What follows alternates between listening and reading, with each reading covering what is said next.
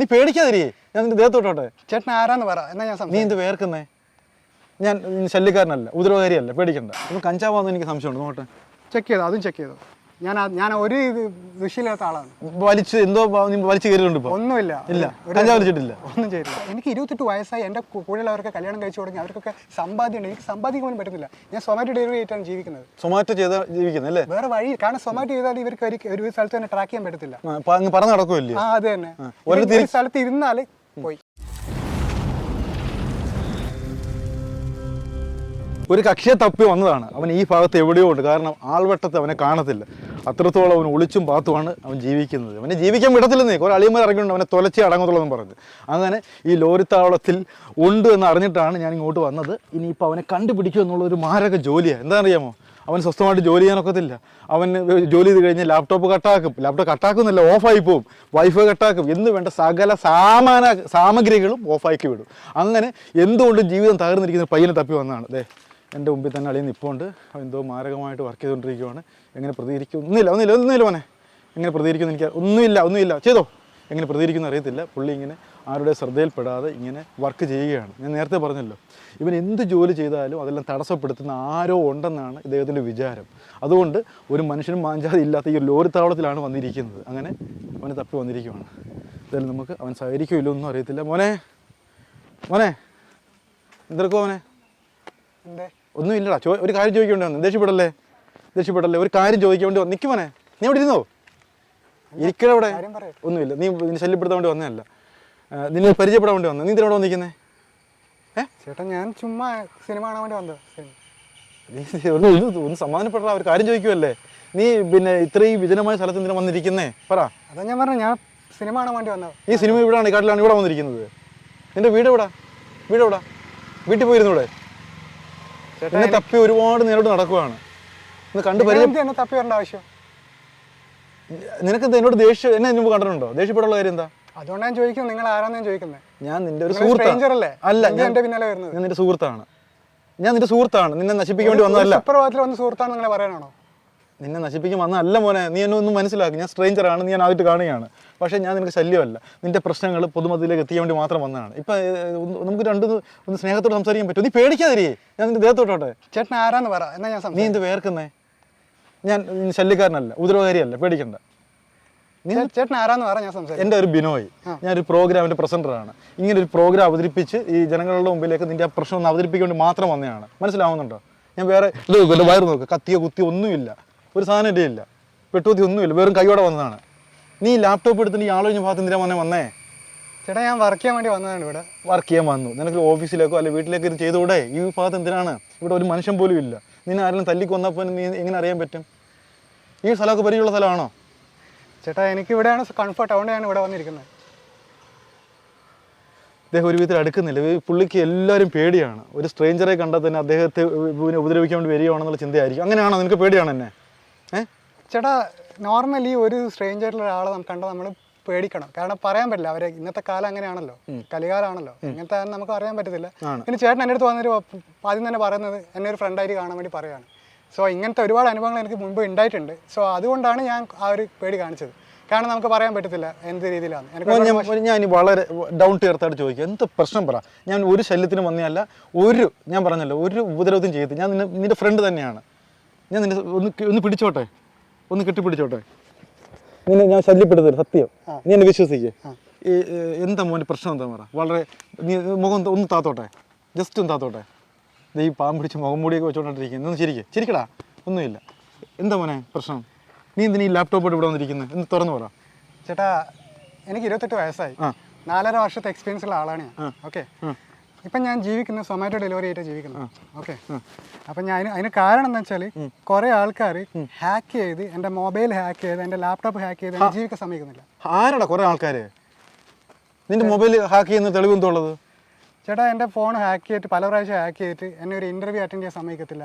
ഞാനൊരു ജോലി സ്ഥലത്ത് പോയാൽ അവിടെയുള്ള ആൾക്കാരെ നമുക്കെതിരാക്കി തിരിക്കും, നമുക്കെതിരെ റൂമേഴ്സ് പരത്തും. എനിക്ക് വീട്ടിൽ പോകാൻ പറ്റത്തില്ല, വീട്ടിലെ ആൾക്കാരെ എനിക്ക് തിരിച്ചിട്ടുള്ളത്. ഇത് ഞാനൊരു 3 വർഷം അനുഭവിച്ചു കൊടുക്കുന്ന പ്രശ്നമാണ്. ഞാൻ വീട്ടിൽ പോകാറില്ല 2-3 വർഷമായിട്ട്. മാത്രമല്ല, ഞാൻ കഴിഞ്ഞ 2 വർഷത്തിൽ 3 പ്രാവശ്യം ജോബ് മാറേണ്ടി വന്നു എനിക്ക്. അതിൻ്റെ കാരണം എന്താ വെച്ചാൽ, ആ ഓരോ ജോബ് സൈറ്റിലും ഒരാളെ ഇവർ വിടും. വിട്ട് നിന്റെ ജോലി തകർക്കുക. ജോലിക്കാർക്കല്ല ഗ്രോത്ത് ഇല്ലാത്ത രീതിയിൽ ആക്കി കളയും. മോനെ നിന്നെ അങ്ങനെ നശിപ്പിക്കേണ്ട കാര്യം എന്താ അവർക്ക്? ആരാ അതിന് പിറകിൽ? നീ ഉദ്ദേശിക്കുന്നത് നിന്റെ ബ്രെയിൻ ആരോ എടുത്തിട്ടുണ്ട്, അതിലൂടെ നിന്നെ ഇങ്ങനെ നശിപ്പിക്കുകയാണെന്നാണോ വിചാരിക്കുന്നത്? എന്താ നിന്റെ വിചാരം? ചേട്ടാ ഞാൻ പറയാം, ഞാൻ ഈ പുറത്തൊന്നും പോയിട്ടില്ല, ഈ നാട്ടിൽ തന്നെ ജീവിച്ച ആളാണ്. ഒരു 24 വയസ്സ് വരെ 17 വയസ്സ് വരെ കേരളത്തിൽ മാത്രം താമസിച്ച ആളാണ് ഞാൻ. അതിനുശേഷം ഞാൻ പിന്നെ ഞാൻ കോയമ്പത്തൂരെ പഠിച്ചത്. നിന്റെ പണിയായത് എടുത്തോ? ഇനി അത് ആരെങ്കിലും എടുത്തിട്ട് പോയി ഹാക്ക് ചെയ്ത് കഴിഞ്ഞാൽ പിന്നെ നാളെ എൻ്റെ പേരിലായിരിക്കും കുറ്റം. പറഞ്ഞോ. അപ്പോൾ ഇവിടെ നിൽക്കും, നല്ല വിശാലമായ ലോറി തവളത്തിന് നിൽക്കാം. പറ, ഇവിടെ വെച്ചോ. ഇപ്പം സംഭവം എനിക്ക് പിടികിട്ടി ഇത്രയാണ് ഇദ്ദേഹത്തിൻ്റെ പ്രശ്നം. ഞാൻ പറയാം, ഇത് സാധാരണ പ്രേക്ഷകർക്ക് മനസ്സിലാവുമോ ഇല്ലെന്ന് എനിക്ക് അറിയത്തില്ല. ഇദ്ദേഹത്തിൻ്റെ പണിയായുധങ്ങളാണ് ലാപ്ടോപ്പ്. ഇത് വർക്ക് ചെയ്തുകൊണ്ടിരിക്കുമ്പോഴത്തേക്കും ഓഫായി പോകുന്നു. ഈ ഫോൺ വിളിച്ചുകൊണ്ടിരിക്കുമ്പോഴത്തേക്ക് അത് ഓഫായി പോകുന്നു. ഇനി നെറ്റ് കണക്ഷൻ എടുത്ത് വൈഫൈ ആണെങ്കിൽ വൈഫൈ കട്ട് ചെയ്യുന്നു. ഇല്ലേ മോനെ? പല വിധത്തിൽ. അത് മാത്രമല്ല, വർക്ക് ചെയ്യാൻ മാത്രമല്ല, ഇപ്പൊ ഞാൻ ഒരു പുതിയ ജോലിക്ക് അപ്ലൈ ചെയ്യണമെങ്കിൽ വിർച്വൽ ഇന്റർവ്യൂ നടന്നുകൊടുക്കുമ്പോൾ വൈഫൈ കട്ട് ചെയ്യും. അത് മാത്രമല്ല, ഇവരുടെ ആൾക്കാരുള്ള സ്ഥലത്ത് മാത്രമായിട്ട് എന്നെ വർക്ക് ചെയ്യാൻ ശ്രമം നടത്തുന്നുണ്ട്. ഇവരുടെ ആൾക്കാരെന്ന് പറഞ്ഞാൽ ആരടാ? ഹാക്കേഴ്സോ? ചേട്ടാ ഞാനൊരു കാര്യം പറയാം, എനിക്ക് മനസ്സിലാവുന്നില്ല. ഞാൻ ഒരു ജോലി അപേക്ഷിച്ചു. ആ അപേക്ഷിച്ച ജോലി ഇപ്പൊ ചിലപ്പോ ഞാനൊരു 10 ജോലിക്ക് അപേക്ഷിച്ചു. ആ 10 ജോലിയും ഇവരുടെ ഒരു കൺട്രോളിലല്ലാത്തൊരു സ്ഥലമാണെങ്കിൽ ആ ജോലി എനിക്ക് കിട്ടത്തില്ല. അത് അങ്ങനെ ആക്കി വെക്കും.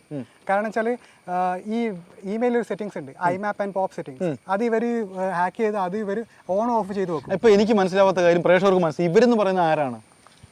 ഇതെന്ന് പറഞ്ഞാൽ നിന്നെ നിയന്ത്രിക്കുന്ന ആൾക്കാർ, അതാണ് ഉദ്ദേശിക്കുന്നത്? നിന്നെ കൺട്രോൾ ചെയ്യുന്ന ഏതോ ആൾക്കാരുണ്ട്, അതല്ലേ ഉദ്ദേശിക്കുന്നത്? എൻ്റെ ജീവിതം കൺട്രോളാക്കാൻ ശ്രമിക്കുന്ന കുറച്ച് ആൾക്കാരുണ്ട്.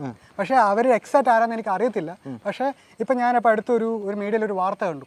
അപ്പോൾ എനിക്ക് ഏകദേശം ഒരു ക്ലൂ കിട്ടി എങ്ങനെയാണ് നടക്കുന്നതെന്ന്. ഇതുവരെ ഞാൻ വിചാരിച്ചുകൊണ്ടിരുന്നത് അത് ഏതൊക്കെ എൻ്റെ ശത്രുക്കൾ ചെയ്യുന്നതാണ്. പക്ഷേ ഞാൻ മനസ്സിലാക്കിയൊരു കാര്യം വെച്ചാൽ ശത്രുക്കൾക്ക് പോലും ഇത്രയും കൂടുതൽ കാലം ഇത് ചെയ്യാൻ പറ്റത്തില്ല. ഇത് 2 വർഷത്തോളം ചെയ്തുകൊണ്ടിരിക്കുകയാണ്. ഇത് മാത്രമല്ല, ഈ ഹാക്കിംഗ് ഇഷ്യൂ മാത്രമല്ല, ഇവരെ എന്നെ ഫോളോ ചെയ്യുന്നുണ്ട് ചില സ്ഥലത്ത്. I mean gang stacking. ഈ ഗാങ് സ്റ്റാക്കിംഗ് എന്ന് പറഞ്ഞ ടേം തന്നെ എനിക്ക് അറിയത്തില്ലായിരുന്നു. ഞാൻ ഒരു 6 മാസം മുമ്പ് എനിക്ക് അറിയത്തില്ലായിരുന്നു.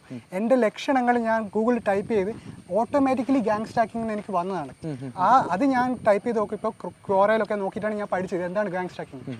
പിന്നെ ഇപ്പോൾ ഒരു 2-3 ആഴ്ച മുമ്പ് ഒരു ചാനലുണ്ട്, ഒരു വാർത്താ ചാനലിൽ ഒരു ചേച്ചിയുടെ ഒരു ഇന്റർവ്യൂ വന്നായിരുന്നു. അപ്പോഴാണ് എനിക്ക് മനസ്സിലായത് ഇതിന്റെ magnitude, what I am actually into. Okay, ഇനി ഞാൻ ഒന്ന് പറഞ്ഞോട്ടെ. അപ്പോൾ ചുരുക്കി പറഞ്ഞ ഇത്രയേ ഉള്ളൂ, ഇദ്ദേഹത്തെ നിയന്ത്രിക്കുന്ന ഏതോ ബാഹ്യ ശക്തികളുണ്ട്, ഇദ്ദേഹത്തിന്റെ പ്രവർത്തനങ്ങളെല്ലാം തടസ്സപ്പെടുത്തുന്നു. Is it right or not? അപ്പോൾ അങ്ങനെ ഒരു വിധം ജീവിക്കാൻ പറ്റുന്നില്ല. ഇത് നിന്റെ ഒരു തോന്നലല്ലേടാ? അതങ്ങനെ സംഭവം ഉണ്ടോ? ആർക്കെങ്കിലും നിയന്ത്രിക്കാൻ പറ്റുമോ? ശരി, ചേട്ടൻ വിചാരിക്കുന്നത് എന്റെ തോന്നലാണ്. ശരി, ഞാൻ ചോദിക്കട്ടെ, ഫോളോ ചെയ്യുന്നൊക്കെ തോന്നലാണ്. പക്ഷേ ഹൂസ് ഹാക്കിംഗ് മീ? അപ്പോൾ ചുരുക്കി പറഞ്ഞ ഇത്രയേ ഉള്ളൂ, നിന്റെ കഞ്ഞൂടി മുട്ടിച്ച് നിനക്കൊന്നും ചെയ്യാൻ ഒക്കത്തില്ല അല്ലേ? എടാ ചെറുക്കൻ, നിനക്ക് ഇപ്പോൾ ഇത്രയും വയസ്സായില്ലയോ? നീ ഇതൊക്കെ പറയാൻ നിനക്ക് നാണക്കേടില്ലയോ? ഇങ്ങനെയൊക്കെ നിന്നെ നിയന്ത്രിക്കുന്ന ആൾക്കാരെ കൊണ്ട് നമ്മുടെ സ്വപ്നമല്ലാണോ? ഒരുപാട് ശ്രമിച്ചു നോക്കി ഞാൻ. ഇത് ഉപയോഗിക്കാണ്ട് ഞാൻ കഫേ പോയിട്ട് ഞാൻ ഇന്റർവ്യൂ അറ്റൻഡ് ചെയ്യാൻ ശ്രമിച്ചു നോക്കി. അത് അവിടെ എന്നെ വിട്ടില്ല.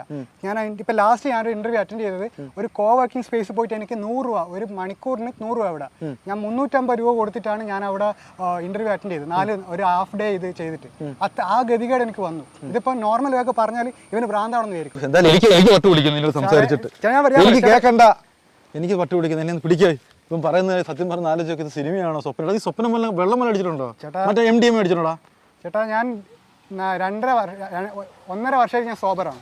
ഞാൻ ചെക്ക് ചെയ്യാം, എൻ്റെ എന്ത് ചെക്കിന് ഞാൻ റെഡിയാണ്. ഇപ്പം കഞ്ചാവാന്ന് എനിക്ക് സംശയമുണ്ട്, നോട്ടെ. ചെക്ക് ചെയ്തോ? അതും ചെക്ക് ചെയ്തോ? ഞാൻ ഒരു വിഷയമില്ലാത്ത ആളാണ്. വലിച്ച് എന്തോ വലിച്ചു കയറിയിട്ടുണ്ട് ഇപ്പൊ? ഒന്നുമില്ല, ഇല്ല, കഞ്ചാവ് വലിച്ചിട്ടില്ല, ഒന്നും ചെയ്തില്ല. അപ്പൊ ഇങ്ങനെയുള്ള അപരിചിതരെ കാണുമ്പോൾ നിങ്ങൾക്ക് പേടിയാണോ ഇപ്പം? ചേട്ടാ ഈ ഗാങ് സ്റ്റാക്കിംഗ് എന്താണെന്ന് ഞാൻ പറഞ്ഞുതരാം. ഒരു പരിചയമില്ലാത്ത ആൾക്കാർ നമ്മളെ ഫോളോ ചെയ്യുന്നതാണ് ഗാങ് സ്റ്റാക്ക് എന്ന് പറയുന്നത്. അപ്പൊ നീ ഇങ്ങനെ നടന്നു പോവുക, ഞാൻ ഉദാഹരണം, നീ ഇങ്ങനെ നടന്നു പോകുന്നു, അപ്പൊ നീ പുറകെ വരുന്നത് എന്നെ നീ സംശയത്തോടെയാണ് കാണുന്നത്. ചേട്ടൻ എന്നെ തന്നെ ഒരു 10 മിനിറ്റ് ഫോളോ ചെയ്താൽ സംശയത്തോടെ കാണും. അപ്പൊ നീ എന്ത് ഓടി രക്ഷപ്പെടുവോ? എന്തിനു ഓടേണ്ട ആവശ്യം? കാരണം ഈ ഗാങ് സ്റ്റാക്കേഴ്സ് നമ്മളൊന്നും ചെയ്യത്തില്ല, ജസ്റ്റ് നമ്മുടെ മെന്റലി നമ്മളെ ഡൗൺ ചെയ്യാൻ വേണ്ടിയിട്ടുള്ള ഒരു പരിപാടിയാണ്. ഇവിടെ നിന്റെ ദേഹത്ത് ഒന്നി ചിപ്പോ അല്ലെ എന്തെങ്കിലും ഇഞ്ചക്ഷൻ വല്ലതും ഉണ്ടെങ്കിലല്ലേ അവർക്ക് നിന്റെ തലച്ചോറിനെ എടുത്ത് നിയന്ത്രിക്കാൻ പറ്റത്തോളം മണ്ടാ.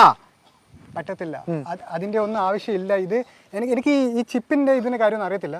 പക്ഷേ ഈ ഗാങ് സ്റ്റാക്കിംഗ് ഉപയോഗിക്കുന്നത് തന്നെ മാനസികമായിട്ട് തകർക്കാൻ വേണ്ടിയിട്ടാണ്. ശരി, ഓക്കെ, ഞാൻ അതെല്ലാം മനസ്സിലാക്കുന്നുണ്ട്. ഓക്കെ, അപ്പോൾ ഇനിയിപ്പോൾ ഇത് കൂടി കഴിഞ്ഞാൽ നിനക്കൊരു ജീവിതം വേണം, കല്യാണം വേണം, ഞങ്ങളോട് അടിച്ചു പൊളിച്ച് കിടക്കണം, ഒക്കെ ചിന്ത വേണ്ടേ?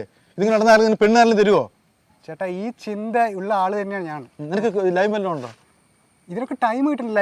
ലൈൻ ഉണ്ടാകും, ആദ്യം എൻ്റെ കരിയർ ബിൽഡ് ചെയ്യണ്ടേ, പിന്നെ കരിയർ ബിൽഡ് ചെയ്യാൻ സമ്മതിക്കുന്നില്ല, പിന്നെ ഇങ്ങനെ ലൈൻ ഉണ്ടാകും. നിനക്ക് നല്ലൊരു പാർട്ണർ ഉണ്ട്, നിന്റെ ഈ സൂക്കേട് നിർത്തുമെന്നാണ് ഞാൻ പറയുന്നത്. അങ്ങനെ പെണ്ണ് സ്നേഹിച്ചു കൊടുക്കണം, നിന്നെ കാണാൻ സുന്ദരനല്ലേ? ചേട്ടാ ഞാനൊരു കാര്യം പറയാം, ഈ ഗാങ്സ്റ്റാക്ക് എന്ന് വെച്ചാൽ once you are a T I targeted individual I believe that it continue for life. എന്തിനാ വേറൊരാളുടെ ജീവിതം കൂടി നശിപ്പിക്കുന്നത്? അപ്പോൾ ഇനി ഇഷ്ടമുള്ളത് കല്യാണമില്ല. കല്യാണം വേണമെന്ന് ഞാൻ പറയുന്നില്ല, പക്ഷേ നമ്മൾ അറിഞ്ഞുകൊണ്ട് ഒരാളെ പോയി ചാടിക്കത്തില്ല.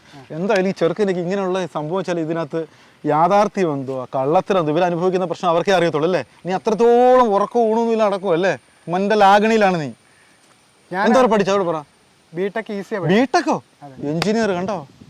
ബിടെക്കുകാരനാണ് ഇങ്ങനെ ചിന്ത അല്ലേ? ഒരു കാര്യം ഞാൻ പറയട്ടെ, ഇത് ചെയ്യുന്ന ആൾക്കാർ കുറച്ച് ഹൈ ഐക്യുള്ള ആൾക്കാരെ ഇവർ ടാർഗറ്റ് ചെയ്യുന്നത്. ഓക്കെ, അല്ലാണ്ട് ചുമ്മാ ആരെങ്കിലും പിടിച്ചിട്ട് ചെയ്യത്തില്ല. ഇവർ എന്നെ മെയിൻ തകർത്തത് എൻ്റെ കരിയറാണ്. അതാണ് എൻ്റെ ഏറ്റവും വലിയൊരു ഇത്. ഇതൊക്കെ ഞാൻ പോട്ടായി നോക്കും, ഇത് ഈ ഗാങ്സ്റ്റാക്കിംഗ് ഒക്കെ. പക്ഷേ എനിക്ക് 28 വയസ്സായി, എൻ്റെ കൂടെയുള്ളവർക്ക് കല്യാണം കഴിച്ചു തുടങ്ങി, അവർക്കൊക്കെ സമ്പാദ്യമുണ്ട്. എനിക്ക് സമ്പാദിക്കാൻ പോലും പറ്റുന്നില്ല. ഞാൻ സൊമാറ്റോ ഡെലിവറി ആയിട്ടാണ് ജീവിക്കുന്നത്. സൊമാറ്റോ ചെയ്താൽ ജീവിക്കുന്നത് അല്ലേ? വേറെ വഴി, കാരണം സൊമാറ്റോ ചെയ്താൽ ഇവർക്ക് ഒരു സ്ഥലത്ത് തന്നെ ട്രാക്ക് ചെയ്യാൻ പറ്റത്തില്ല.